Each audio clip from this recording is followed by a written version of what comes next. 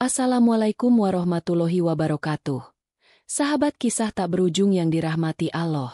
Kali ini, kita akan menyimak sebuah cerita tentang seorang anak yatim yang pernah diusir karena hanya meminta nasi, mendapat kesempatan tak terduga saat ia menerima undangan dari istana. Dari kehidupan yang penuh kesulitan dan kehilangan, Fikri berjuang untuk mengubah nasibnya. Melalui bantuan orang-orang baik yang ia temui, ia tidak hanya meraih masa depan yang lebih cerah, tetapi juga berhasil menginspirasi banyak orang untuk berbagi dan memberi kesempatan bagi mereka yang membutuhkan.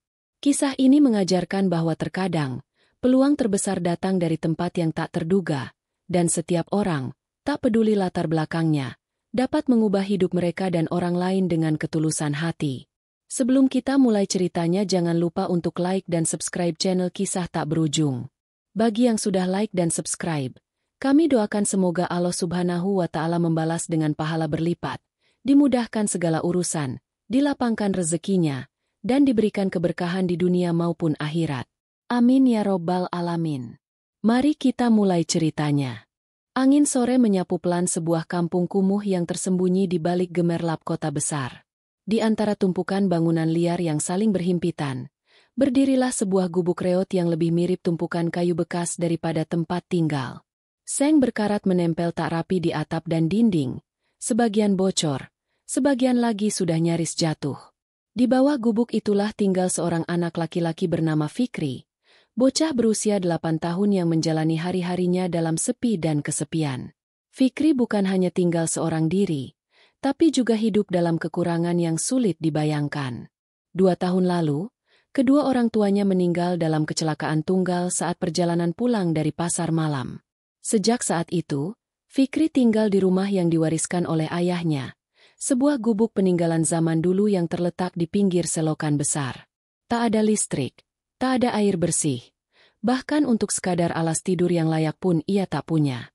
Satu-satunya benda peninggalan yang selalu ia jaga adalah sebuah sajadah lusuh milik ibunya dan Al-Quran kecil yang sudah mulai kusam. Setiap pagi, Fikri bangun bukan karena alarm atau suara ibu memanggil, tapi karena suara nyaring ayam kampung tetangga yang berkotek tanpa henti. Ia bangun dari tikar tipis yang sudah bolong, menyapu debu dan daun yang masuk dari celah atap, lalu mencuci wajah dengan air dari ember bekas ket yang ditampung dari air hujan semalam. Jika hujan tidak turun, ia akan berjalan ke selokan belakang dan menyaring air keruh itu dengan kain baju bekasnya. Hidup Fikri sangat bergantung pada belas kasihan orang sekitar, yang sayangnya hampir tidak ada. Sebagian tetangga pura-pura tidak melihat. Sebagian lagi justru merasa terganggu dengan keberadaan anak kecil yang sering mengais sampah atau duduk termenung di pinggir jalan. Tak sedikit yang menganggap Fikri sebagai pembawa sial, karena rumah-rumah mereka mulai diganggu tikus atau air got yang mampet. Namun Fikri bukan anak yang mudah mengeluh. Dalam sunyi, ia sering berbicara pada Allah. Duduk di sudut gubuk, ia memeluk lututnya sambil berkata lirih, "Ya Allah, aku cuma pengin hidup. Aku nggak minta kaya. Aku cuma pengin makan tiap hari, bisa sekolah kayak anak-anak lain, dan punya orang yang sayang sama aku." Di usia 8 tahun, ia sudah terbiasa mencari makan sendiri. Ia menyusuri pasar setiap hari, mengumpulkan sisa sayur atau makanan yang dibuang. Kadang ada pedagang yang iba dan memberinya 1-2 potong gorengan. Tapi lebih sering ia hanya menemukan tulang ayam bekas yang masih bisa digigiti sedikit, atau sepiring nasi basi yang ia cuci dan rebus kembali agar bisa dimakan. Pada suatu siang yang terik, Fikri berjalan kaki lebih dari 2 kilometer menuju pasar lama. Perutnya sudah keroncongan sejak kemarin sore. Hari itu ia sama sekali belum makan, bahkan seteguk air pun belum masuk ke tenggorokannya. Pakaian yang dikenakannya, kaos kumal bergambar superhero dan celana robek di lutut, tidak lagi bisa menyerap keringat dengan baik. Kakinya melepuh karena sandal bekas yang ia pakai sudah putus talinya dan harus diikat dengan tali rafia. Ia berdiri lama di depan warung makan sederhana yang cukup ramai pembelinya. Warung itu menjual nasi rames, tahu goreng, tempe orek, sambal, dan sup ayam. Dari luar, aroma makanan yang mengepul membuat perut Fikri semakin perih. Ia menatap sepiring nasi di etalase dengan pandangan kosong. Lidahnya mengingat rasa nasi hangat meski hanya dalam bayangan. Ia memberanikan diri masuk ke depan warung. Dengan suara sangat pelan, hampir tak terdengar, ia berkata, "Bu, boleh saya minta sedikit nasi aja? Saya belum makan dari kemarin." Pemilik warung, seorang ibu paruh baya berkerudung coklat tua, menoleh cepat dengan ekspresi terganggu. Ia menyipitkan mata, menatap Fikri dari atas ke bawah. "Kamu ngemis, ya? Ini tempat jualan, bukan panti asuhan," bentaknya tajam. Fikri terdiam. Wajahnya memucat. Ia tak tahu harus berkata apa. Ia tidak berniat mengemis. Ia hanya benar-benar lapar. Tangannya bergetar. Kakinya seolah ingin lari tapi tubuhnya tak sanggup bergerak. "Pergi sana. Ganggu aja orang lagi usaha," lanjut si ibu sambil menyuruh pelayannya mengusir anak itu. Beberapa pembeli menoleh. Ada yang hanya melirik dengan rasa tak peduli. Ada pula yang memandang sinis. Fikri menunduk. Matanya mulai berkaca-kaca. Ia perlahan berbalik, melangkah pergi dengan tubuh gemetar dan hati yang remuk. Namun tanpa ia sadari, dari seberang jalan, seorang pria muda berjaket abu-abu memperhatikan semua kejadian itu. Wajahnya muram, sorot matanya tajam. Ia mengeluarkan ponsel dari saku dan mulai merekam. Diam-diam. Suara bentakan sang pemilik warung, wajah Fikri yang tertunduk, serta ekspresi pelanggan yang tak acuh semuanya terekam dengan jelas. Setelah berjalan sekitar 10 menit dari warung itu, Fikri duduk di bawah pohon rindang dekat taman kota. Ia memeluk perutnya yang perih, lalu mengeluarkan selembar kain kecil dari sakunya dan mengelap wajah yang penuh keringat. Ia tak menangis. Tidak ada air mata yang keluar. Tapi diamnya justru lebih menyakitkan daripada tangisan. Sambil menatap ke langit, ia bergumam, "Allah, aku capek. Tapi aku nggak mau nyerah. Kalau hari ini belum dikasih makan, mungkin besok. Kalau nggak di sini, mungkin di tempat lain." Lalu ia berbaring sebentar, mencoba menenangkan perutnya yang menderita. Tanpa sadar, ia tertidur dalam kondisi lapar dan tubuh lemas. Sore mulai turun, angin membawa daun-daun kering yang beterbangan, menutupi sebagian wajah kecilnya. Di tempat lain, pria yang merekam kejadian tadi sedang duduk di kamarnya. Ia memutar video itu berulang kali. Wajahnya serius. Ia adalah seorang konten kreator sosial yang memang fokus pada isu kemanusiaan. Namanya Raka, dan ia sudah sering membantu korban penggusuran, anak-anak jalanan, dan orang tua yang terlantar. Setelah mengedit video singkat itu dengan narasi sederhana, ia mengunggahnya ke media sosial dengan judul yang menggugah hati. "Anak ini hanya ingin sepiring nasi, tapi malah diusir. Lihat apa yang terjadi." Ia menyisipkan kalimat, "Saksikan dengan mata hati. Jangan abaikan anak seperti ini." Dalam waktu 2 jam, video itu sudah ditonton ribuan orang. Komentar mulai membanjiri. Dari yang mengutuk tindakan pemilik warung, menangis karena terharu, hingga yang meminta informasi keberadaan Fikri. Banyak dari mereka yang ingin membantu. Sementara itu, Fikri masih tertidur di bawah pohon. Senja menyelimuti langit. Ia terbangun karena suara langkah kaki mendekat. Seorang petugas kebersihan taman menyapanya. "Dek, kamu tidur di sini? Nggak pulang ke rumah?"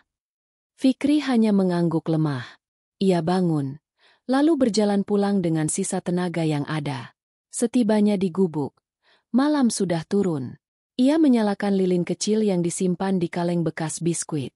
Lalu duduk di pojok ruangan, membuka Al-Quran kecilnya dan membaca 1-2 ayat dengan suara pelan. Meski lapar, ia tetap memulai malamnya dengan doa. Ia percaya, Allah melihatnya. Dan pada malam itulah, takdir mulai berubah. Perjalanan hidup Fikri, anak kecil dari gubuk reot yang hanya ingin sepiring nasi, mulai menuju arah yang tak pernah ia duga, sebuah undangan dari istana. Pagi itu, Fikri bangun dengan tubuh masih lemas. Perutnya belum terisi sejak kemarin. Ia duduk di sudut gubuknya, menatap keluar celah dinding yang sudah bolong. Matahari belum tinggi, tapi hawa panas sudah mulai merayap ke dalam. Suara klakson dari jalan besar terdengar samar dari kejauhan, diselingi oleh suara burung pipit yang bertengger di batang pohon tua di dekat selokan belakang rumah. Meski tubuhnya lunglai, Ia tetap mengambil wudhu dari ember air yang ditampung semalam. Airnya dingin dan keruh, namun ia tetap membersihkan diri, menyeka wajah, tangan, dan kaki dengan gerakan perlahan. Usai berwudhu, ia membentangkan sajadah lusuh di lantai dan mulai salat. Meski doanya lirih, namun setiap kata mengandung harapan besar. Allah, jangan biarkan aku lapar lagi hari ini, bisiknya sambil menengadahkan tangan kecilnya yang kurus. Sementara itu, di tempat lain, dunia maya sedang ramai oleh satu video yang menyayat hati. Video Fikri yang diusir saat meminta nasi telah ditonton lebih dari 1 juta kali dalam semalam. Komentar dari warganet membanjiri akun sang pembuat video. Raka, anak ini harus dibantu. Siapa yang tahu alamatnya? Sakit hati banget lihat anak sekecil itu ditolak begitu saja. Bismillah, saya mau donasi. Tolong infokan nomornya. Undang dia ke istana. Tolong pemerintah jangan diam. Beberapa selebritas dan tokoh terkenal pun mulai membagikan ulang video itu. Bahkan, akun media nasional ikut mengangkat cerita Fikri sebagai berita utama di portal mereka. Foto wajah kecilnya yang tertunduk, dengan baju kumal dan mata sendu, terpampang di mana-mana.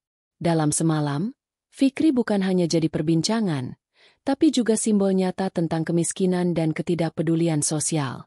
Raka terbangun dengan notifikasi ponsel yang tak henti berdenting. Ia membuka pesan dari berbagai arah. Jurnalis, aktivis, hingga staf pemerintahan lokal yang bertanya tentang keberadaan anak itu. Ia tahu ini bukan sekadar viral semata. Ini tentang nyawa. Tentang seorang anak kecil yang kelaparan dan diabaikan, bahkan diusir. Tanpa menunggu lama, Raka turun ke jalan. Ia kembali ke pasar tempat Fikri kemarin berdiri. Ia bertanya ke pedagang-pedagang lain, menanyakan apakah mereka mengenal anak dalam video itu. Sebagian mengangguk, sebagian mengaku pernah melihat tapi tak tahu namanya. Anak itu sering cari makan di tong sampah belakang sana, ujar seorang pedagang sayur sambil menunjuk ke arah gang sempit. Raka menelusuri jejak itu. Gang itu berlumpur, bau pesing, dan sempit. Ia melewati beberapa rumah yang berdempetan, hingga sampai di sebuah gubuk reot yang nyaris tersembunyi oleh semak liar.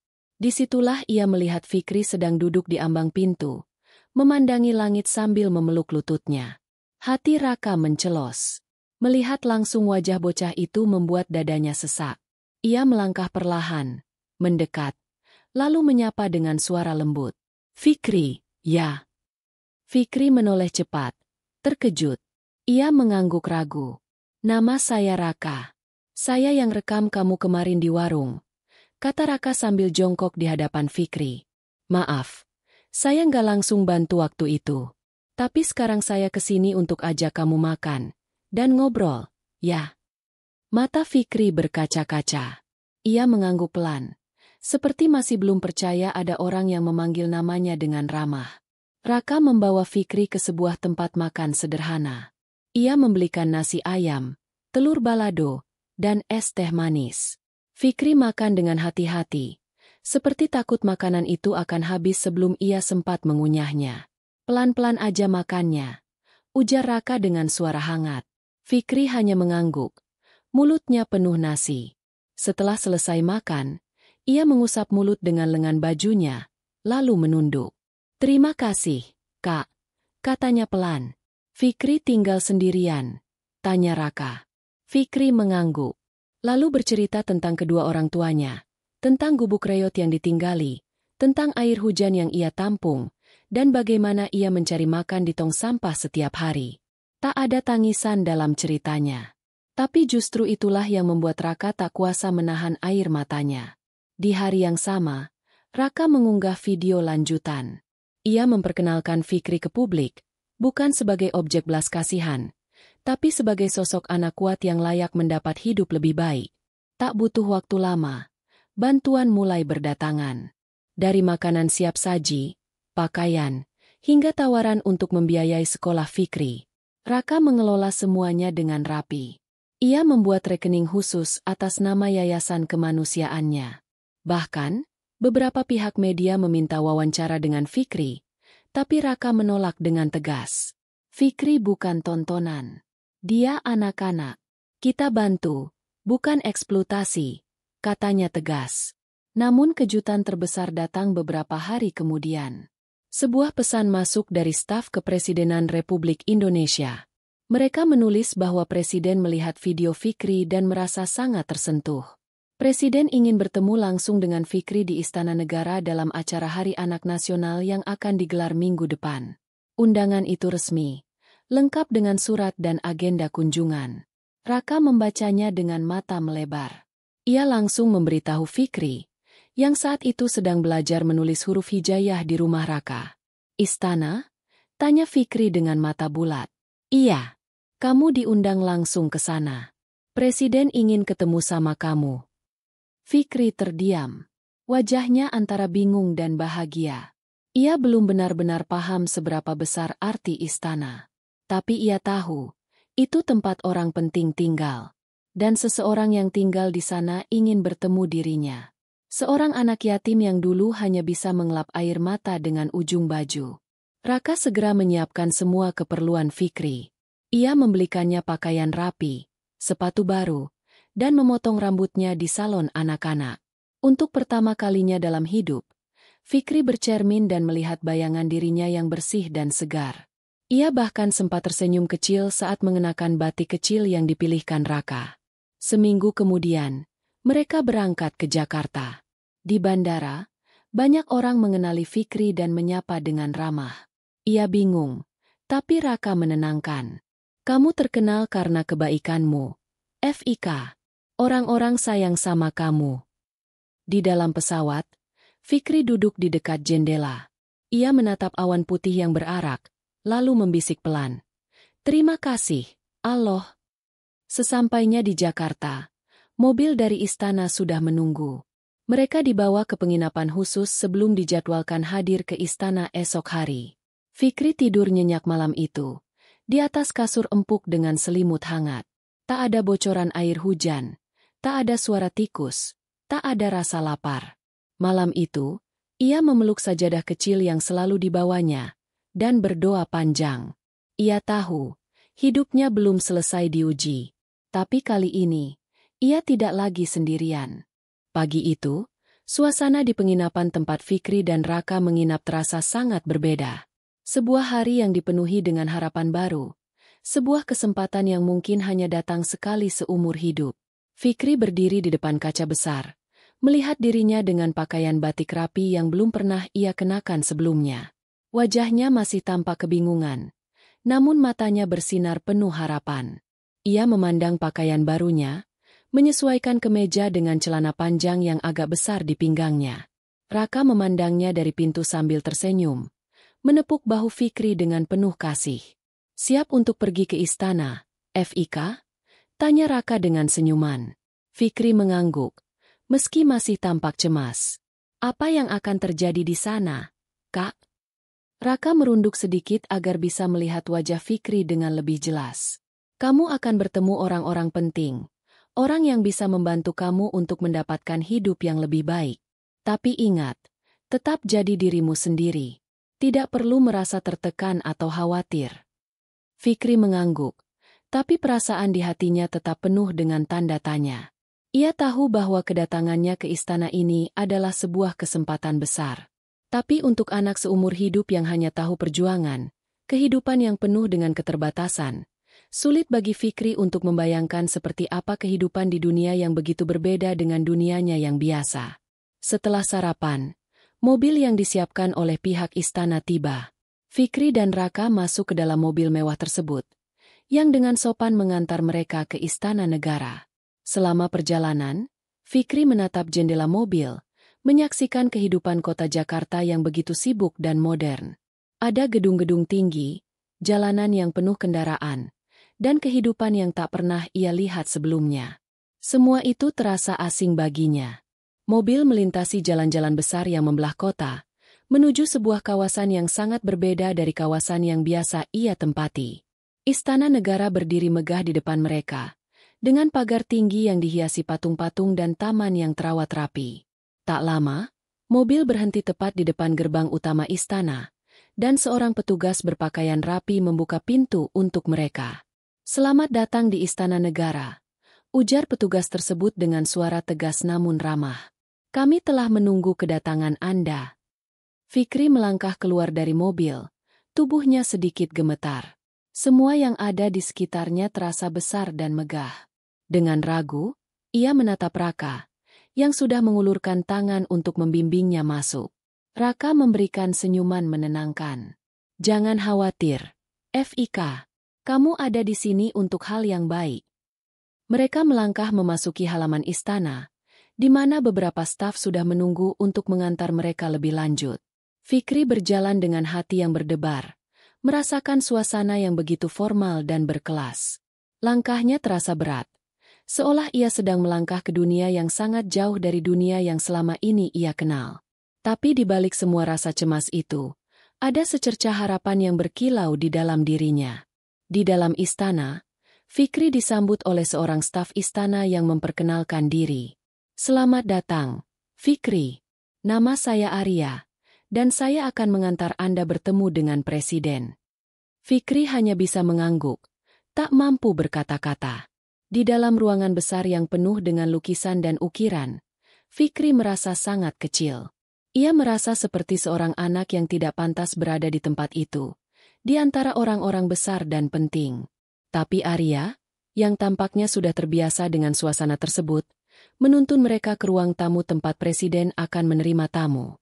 Tak lama, pintu ruangan terbuka, dan Presiden Republik Indonesia, seorang pria yang terlihat penuh wibawa namun ramah, keluar menyambut mereka. Dengan senyum tulus, ia mengulurkan tangan.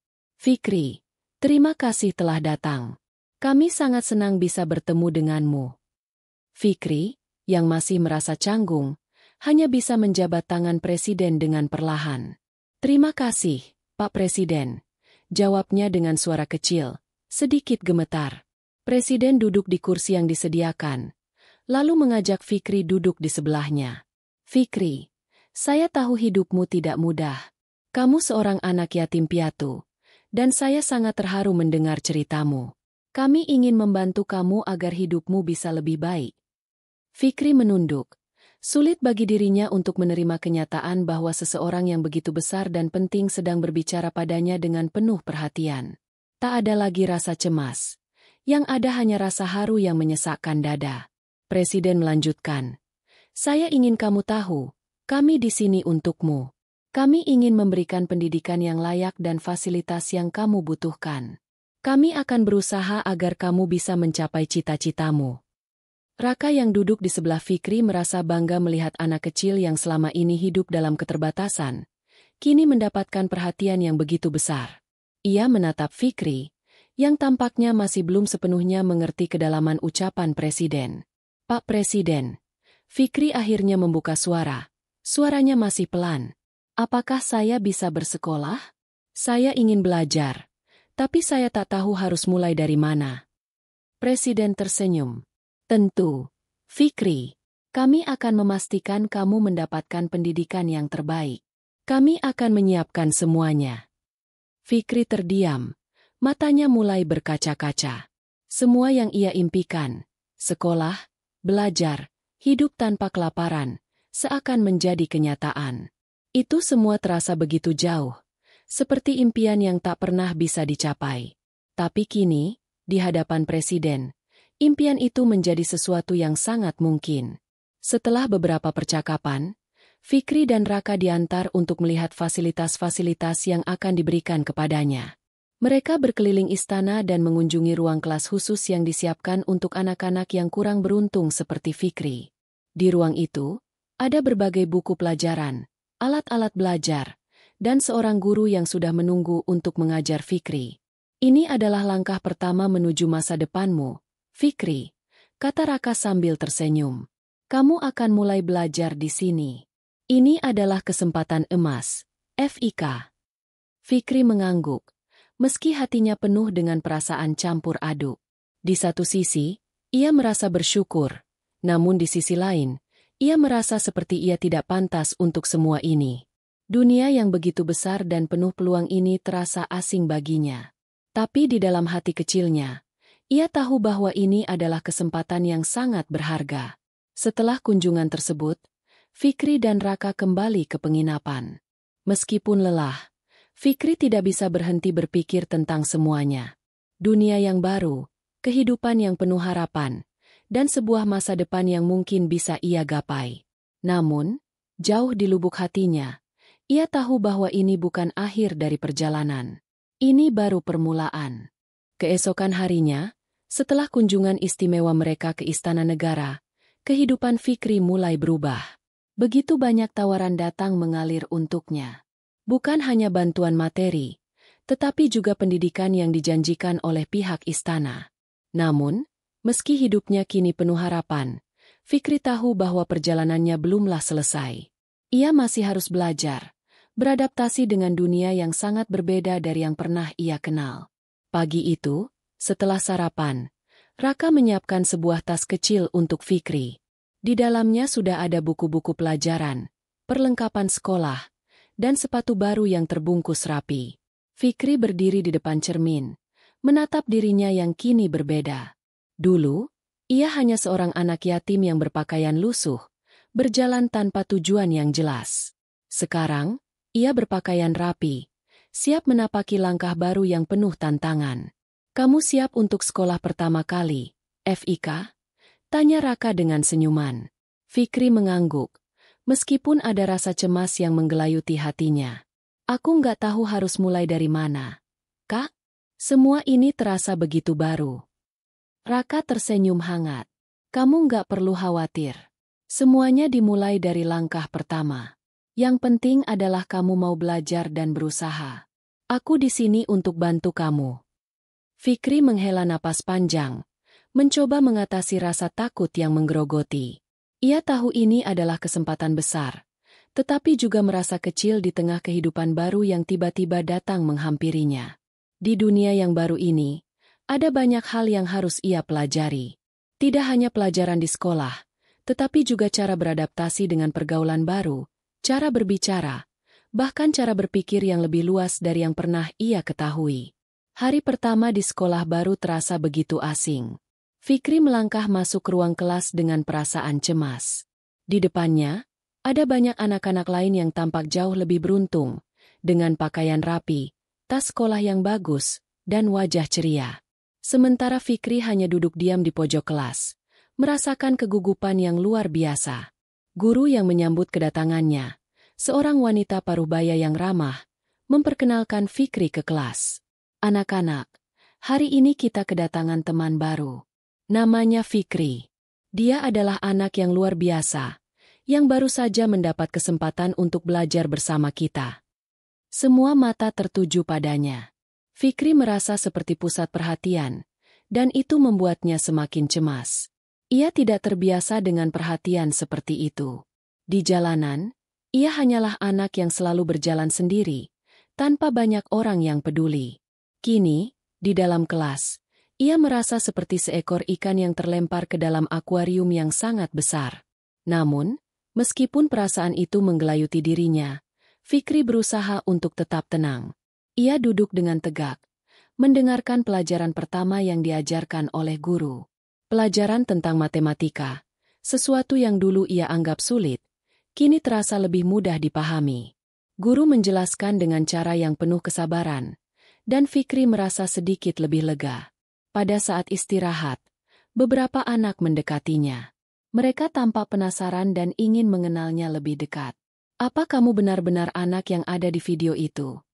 tanya seorang anak perempuan dengan senyum lebar. Fikri mengangguk. "Iya, itu saya.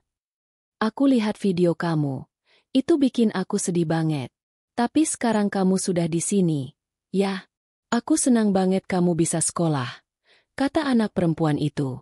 Fikri tersenyum kecil, meski dalam hatinya ada rasa canggung. Ia belum terbiasa dengan perhatian seperti itu. Namun, sedikit demi sedikit, ia mulai merasakan kenyamanan. Teman-teman barunya tidak memperlakukannya berbeda karena latar belakangnya.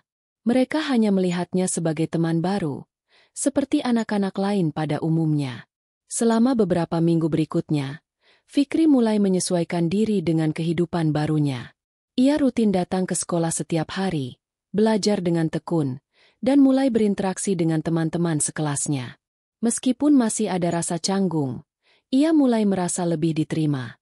Rasa syukur menyelimutinya setiap kali ia memikirkan perjalanannya yang luar biasa ini. Namun, kehidupan baru ini juga membawa tantangan tersendiri. Fikri harus beradaptasi dengan gaya hidup yang berbeda. Di gubuknya dulu, makan 1 kali sehari sudah cukup bagi dirinya.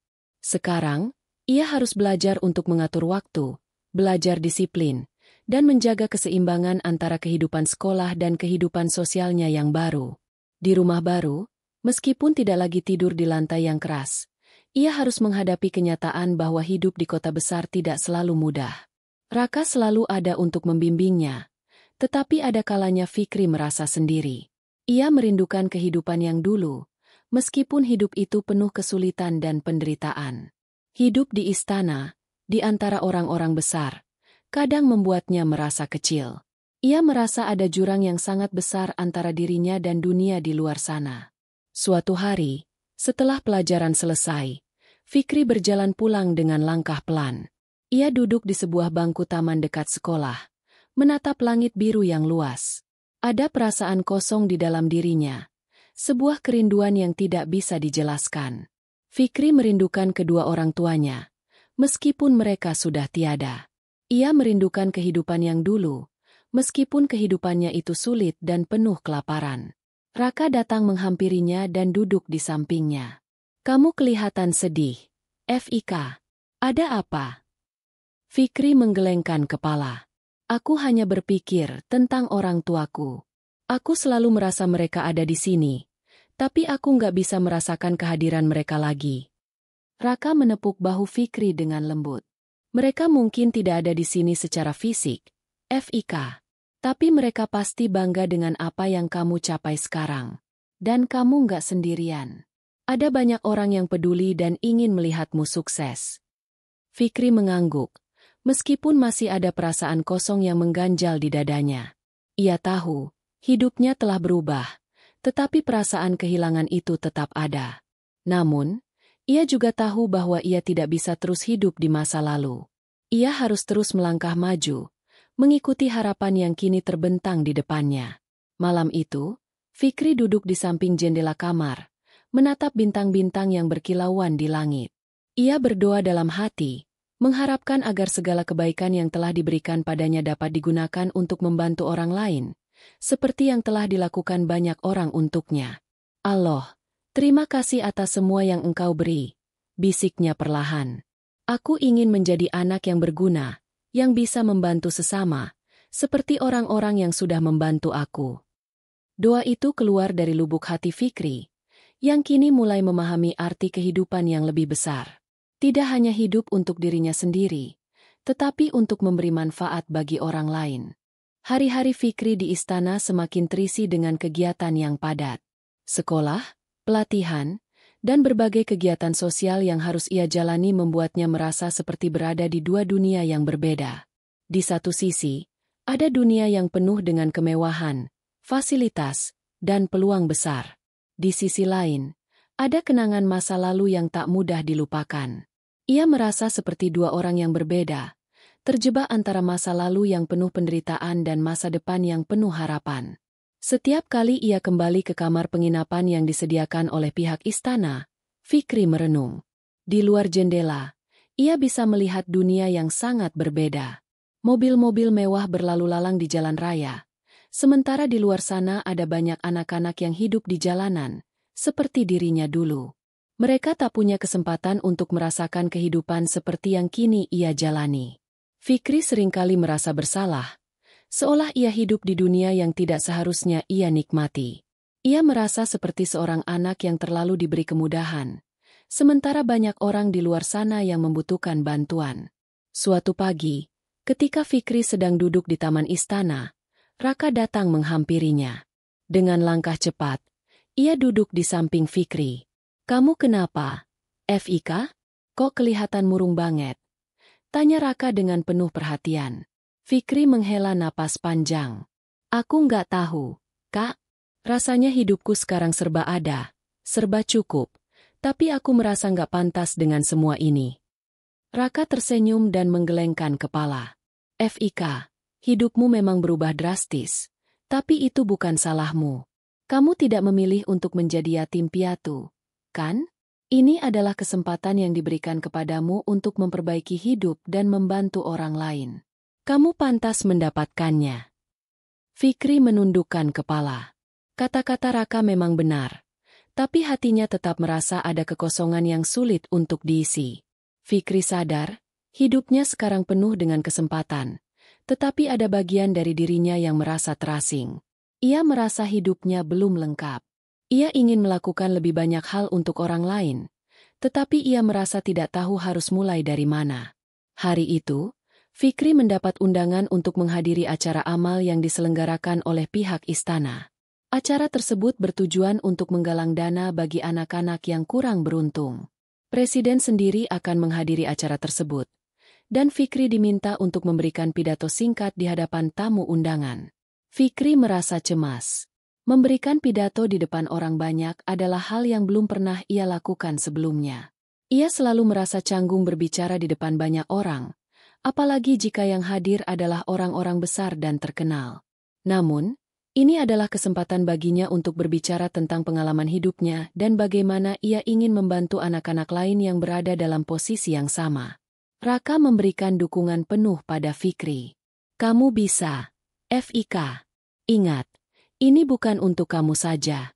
Ini untuk mereka yang membutuhkan, yang melihatmu sebagai contoh. Kamu punya cerita yang bisa menginspirasi banyak orang. Fikri mengangguk, meskipun rasa gugup masih menyelimuti dirinya. Ia tahu bahwa ini adalah saat yang tepat untuk berbicara, untuk menyuarakan apa yang selama ini ada di hatinya. Ia ingin menunjukkan bahwa kehidupan yang dulu sangat sulit bisa berubah menjadi sesuatu yang lebih baik, dan bahwa setiap anak yatim memiliki kesempatan untuk meraih mimpinya. Pada hari acara amal tersebut, Fikri mengenakan pakaian terbaik yang ia miliki. Raka menyertainya, memberi semangat di sepanjang perjalanan. Mereka sampai di tempat acara, yang ternyata dihadiri oleh banyak tamu penting dari berbagai kalangan. Gedung yang megah, dekorasi yang indah, dan suasana yang penuh dengan pembicaraan serius membuat Fikri merasa seperti anak kecil yang tidak pantas berada di sana. Namun, begitu melihat para tamu yang penuh semangat mendengarkan pidato, Fikri mulai merasa sedikit lebih tenang. Ia mengingat kata-kata Raka yang selalu memberinya semangat. Ini bukan untuk kamu, tapi untuk mereka yang membutuhkan. Itu membuatnya bisa menenangkan diri, meski jantungnya masih berdetak kencang. Ketika gilirannya tiba untuk berbicara, Fikri berjalan menuju podium. Di depannya, ratusan pasang mata menatapnya dengan penuh perhatian. Fikri menarik napas dalam-dalam, berusaha menenangkan dirinya. Assalamualaikum warahmatullahi wabarakatuh. Sapanya dengan suara pelan namun penuh keyakinan. Nama saya Fikri.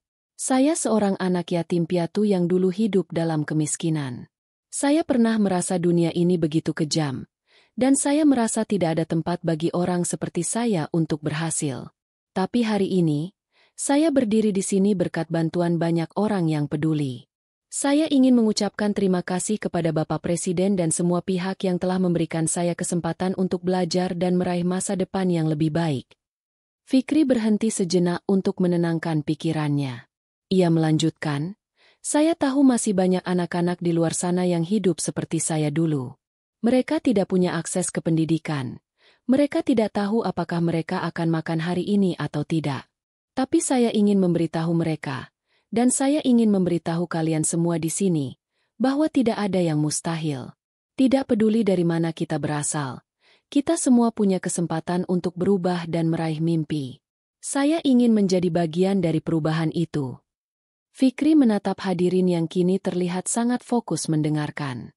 Saya harap dengan bantuan kalian semua, kita bisa memberikan kesempatan yang sama kepada anak-anak lain untuk belajar, untuk memiliki masa depan yang lebih baik. Saya yakin, jika kita bekerja bersama, kita bisa membuat dunia ini menjadi tempat yang lebih baik untuk mereka yang membutuhkan.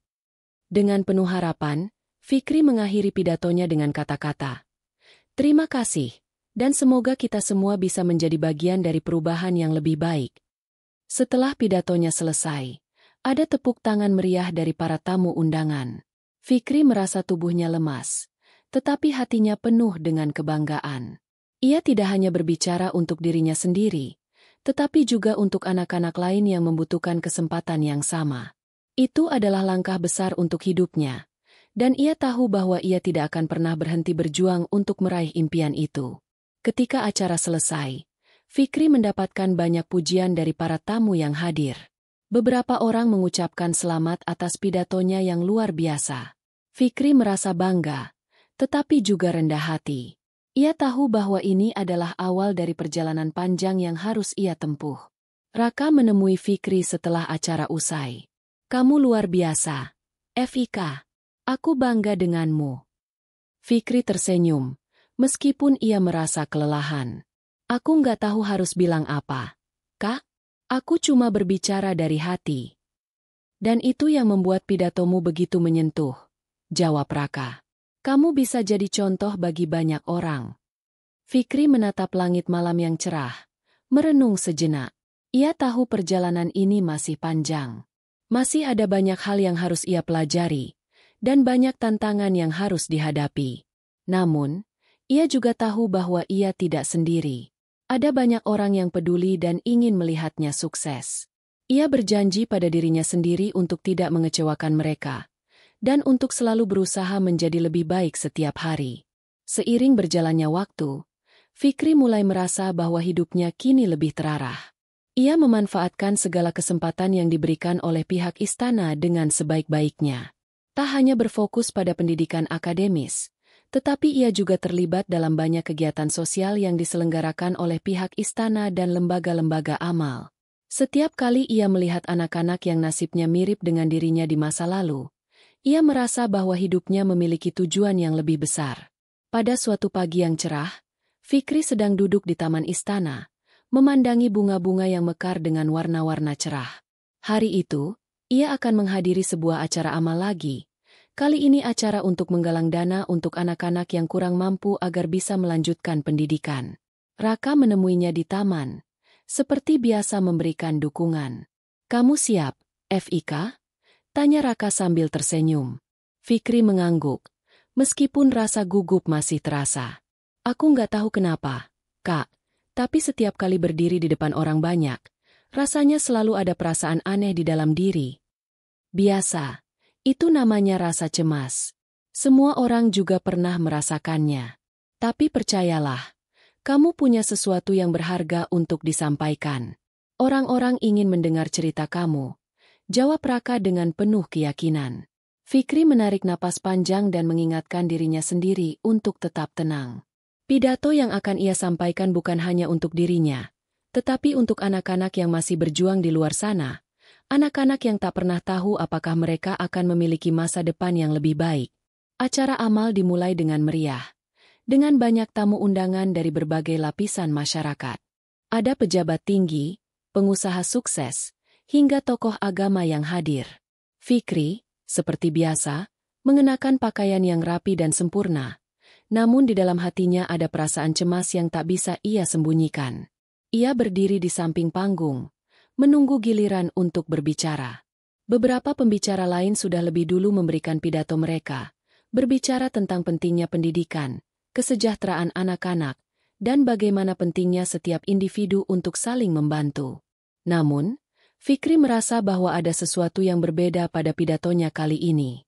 Ia ingin berbicara lebih dalam, menyentuh hati orang-orang yang hadir. Akhirnya, setelah beberapa pembicara selesai, tiba giliran Fikri. Ia melangkah maju dengan hati berdebar-debar. Semua mata tertuju padanya. Ia bisa merasakan pandangan mereka yang penuh harapan, penuh perhatian. Fikri berdiri di podium, menarik napas panjang, dan mulai berbicara dengan suara yang mantap. "Assalamualaikum warahmatullahi wabarakatuh," ucapnya dengan suara yang jelas dan tegas. "Saya, Fikri, anak yang dulu tidak tahu apa itu masa depan. Dulu, saya hanya tahu bagaimana cara bertahan hidup dari hari ke hari. Saya hanya seorang anak yatim piatu yang berjalan tanpa tujuan. Tapi hari ini, saya berdiri di sini di hadapan kalian semua, Berkat kebaikan hati banyak orang yang telah memberikan saya kesempatan untuk meraih mimpi saya. Fikri berhenti sejenak, melihat para hadirin yang tampaknya sangat terfokus pada dirinya. Ia melanjutkan, kehidupan saya mungkin sangat berbeda sekarang. Saya bisa belajar, saya bisa makan dengan cukup, saya bisa tidur dengan nyenyak. Namun, saya tahu masih banyak anak-anak di luar sana yang masih berjuang. Mereka seperti saya dulu. Mereka tidak tahu apakah mereka akan mendapatkan makanan hari ini atau tidak.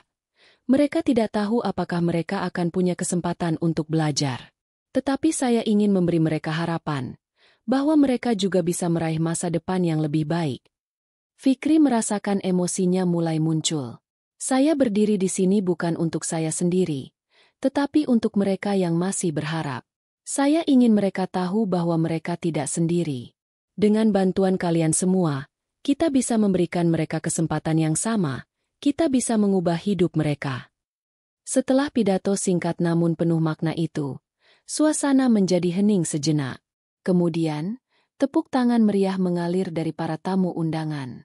Fikri bisa merasakan bahwa pidatonya telah menyentuh hati banyak orang. Ia merasa bahwa ia telah melakukan sesuatu yang penting. Setelah acara selesai, beberapa orang mendekatinya dan memberikan pujian. Beberapa pengusaha besar bahkan mengatakan bahwa mereka tertarik untuk mendukung program pendidikan bagi anak-anak kurang mampu yang diinisiasi oleh Fikri dan Raka. Di sisi lain, Raka yang selalu mendampingi Fikri merasa bangga dengan apa yang telah dicapainya.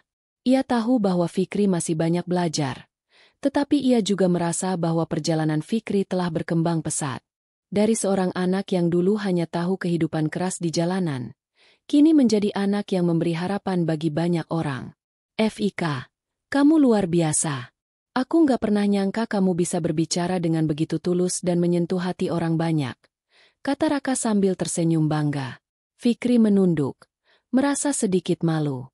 Aku cuma ingin mereka tahu bahwa aku pernah merasakan apa yang mereka rasakan. Aku nggak ingin mereka merasa sendirian. Raka mengangguk. Dan kamu berhasil. Kamu sudah jadi inspirasi untuk banyak orang. Tapi ini baru permulaan. Fik. Masih banyak yang harus kita lakukan. Fikri tersenyum, meskipun ia tahu bahwa perjalanan yang sebenarnya baru saja dimulai. Ia harus terus berjuang, harus terus memberi, dan harus terus bekerja keras untuk memastikan bahwa setiap anak yang terlupakan bisa mendapatkan kesempatan yang sama. Hari-hari berlalu dengan cepat. Fikri semakin aktif dalam berbagai kegiatan sosial yang diselenggarakan oleh istana dan lembaga-lembaga amal. Ia tak hanya menjadi pembicara di acara-acara besar, tetapi juga mulai merancang program-program untuk membantu anak-anak yatim piatu dan mereka yang kurang beruntung agar bisa mendapatkan akses pendidikan yang layak. Setiap kali melihat anak-anak yang dulu hidup seperti dirinya, Fikri merasa bahwa hidupnya kini memiliki tujuan yang lebih besar. Ia ingin menjadi cahaya di tengah kegelapan, memberi harapan bagi mereka yang hidup dalam kesulitan. Dengan bantuan Raka dan banyak orang yang peduli, Fikri yakin bahwa mereka bisa membuat perubahan nyata bagi masa depan anak-anak itu. Dengan langkah yang lebih pasti, Fikri melangkah menuju masa depan yang penuh dengan harapan dan tantangan. Ia tahu bahwa di jalan yang ditempuh, tak selamanya semuanya akan mudah. Tetapi satu hal yang pasti, ia tidak akan pernah menyerah. Ia akan terus berjuang, untuk dirinya sendiri, untuk masa depannya, dan untuk mereka yang butuh bantuan. Malam itu, Fikri duduk termenung di teras istana, memandangi langit yang dihiasi oleh bintang-bintang gemerlap. Hati dan pikirannya terasa penuh. Pidato-pidatonya telah memicu perubahan dalam banyak hidup, tetapi Fikri tahu bahwa perjalanan yang lebih besar sedang menantinya. Dia telah berhasil membawa perhatian masyarakat kepada anak-anak yatim dan mereka yang kurang mampu. Namun ia merasa masih banyak yang harus dilakukan. Anak-anak yang dulunya sepertinya tidak memiliki harapan kini mulai melihat peluang di hadapannya. Fikri ingin memastikan bahwa semua kesempatan itu tidak sia-sia. Setiap hari, ia semakin terlibat dalam berbagai program sosial yang ia dan Raka rancang untuk anak-anak yang membutuhkan. Bersama dengan lembaga-lembaga pendidikan dan amal, Fikri berusaha agar lebih banyak anak bisa merasakan pendidikan yang layak, dan lebih banyak keluarga bisa merasakan kesejahteraan. Bekerja sama dengan berbagai pihak, Ia mulai mengorganisir kegiatan penggalangan dana dan pelatihan untuk membantu anak-anak yatim piatu agar bisa mandiri. Namun, di balik semangat yang menggebu itu, Fikri tetap merasakan adanya rasa kosong. Ia merasa ada sesuatu yang kurang, meskipun ia tahu bahwa ia sudah melakukan banyak hal untuk orang lain. Hal ini mulai terasa semakin jelas saat ia kembali mengingat kehidupan masa kecilnya. Kehilangan orang tua, hidup di jalanan, dan berjuang sendirian untuk bertahan hidup. Semua itu membentuk dirinya menjadi pribadi yang kuat. Tetapi terkadang, perasaan kesepian datang begitu saja, tanpa diundang. Raka, yang selalu berada di samping Fikri, tahu persis apa yang Fikri rasakan. Setelah acara amal terakhir yang diadakan, Raka mengajaknya untuk berbicara di tempat yang lebih tenang. "Fik, kamu sudah jauh melangkah. Tapi aku tahu ada sesuatu yang mengganjal di hatimu, kan?" Tanya Raka dengan suara lembut. Fikri mengangguk. "Iya, Kak. Rasanya masih ada yang kurang. Aku tahu ini bukan tentang aku, tapi aku merasa terkadang sepi. Aku ingin bisa memberi lebih banyak, memberikan dampak yang lebih besar." Raka tersenyum penuh pengertian. "Fik, tidak semua yang kita beri harus dalam bentuk materi. Terkadang, perhatian, cinta, dan kehadiran kita untuk orang lain sudah cukup berarti. Itu yang orang-orang butuhkan. Kamu sudah melakukan hal besar dengan memberi harapan kepada anak-anak, memberi mereka kesempatan untuk meraih pendidikan dan masa depan." Fikri menatap Raka dengan tatapan penuh haru. Ia tahu bahwa Raka benar.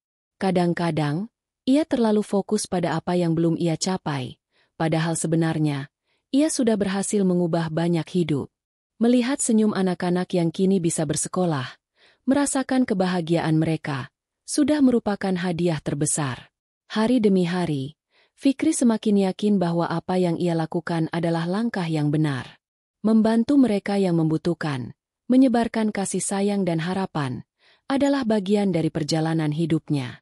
Meskipun dirinya tidak bisa mengganti seluruh dunia dalam sekejap, namun setiap perubahan kecil yang ia buat membawa dampak yang besar bagi seseorang.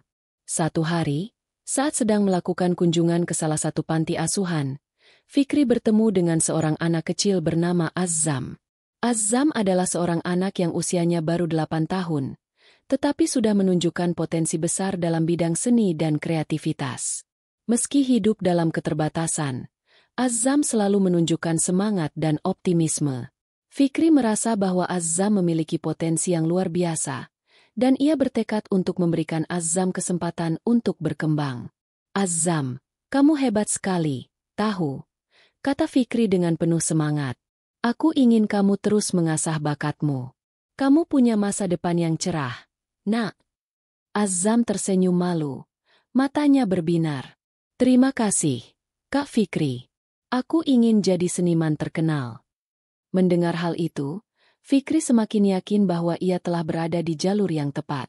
Ia tidak hanya ingin memberi bantuan berupa uang atau barang, tetapi lebih dari itu, ia ingin memberi kesempatan kepada anak-anak seperti Azzam untuk mengejar impian mereka. Pada malam yang sama, Fikri kembali merenung di kamar penginapan yang disediakan oleh pihak istana.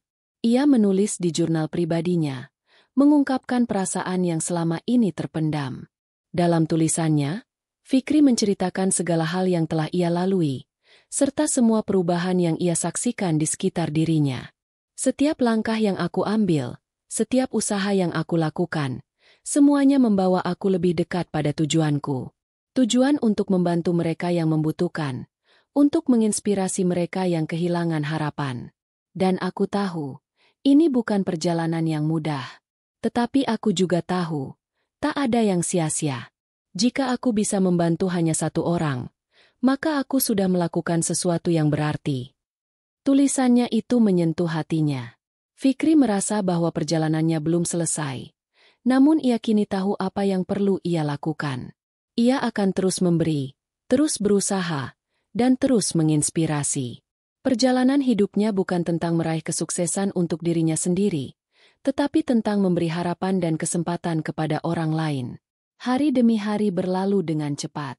Fikri kini semakin dikenal di masyarakat, tidak hanya sebagai anak yang berhasil mengubah hidupnya, tetapi juga sebagai seorang aktivis yang bekerja keras untuk mengangkat derajat anak-anak yatim piatu dan mereka yang kurang beruntung. Berbagai media mulai meliput kisah hidupnya, dan ia sering diundang untuk menjadi pembicara di berbagai acara.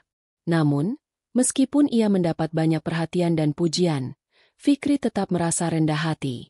Baginya, yang terpenting adalah melihat dampak nyata dari apa yang ia lakukan.